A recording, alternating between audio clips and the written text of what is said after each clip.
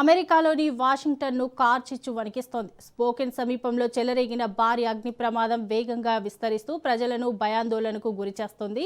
గంటకు 30 నుంచి 40 మైళ్ల వేగంతో వీస్తున్న ఈదురుగాలుల కారణంగా మంటలు మరింత ఉధృతంగా వ్యాపిస్తున్నాయి.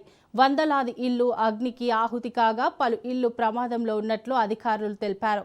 పరిస్థితి విషమించడంతో ప్రజలను సురక్షిత ప్రాంతాలకు తరలిస్తున్నారు. పరిస్థితి తీవ్రంగా ఉండడంతో అధికారులు రెడ్ అలర్ట్ ప్రకటించారు. ప్రజలు అప్రమత్తంగా ఉండాలని హెచ్చరించారు.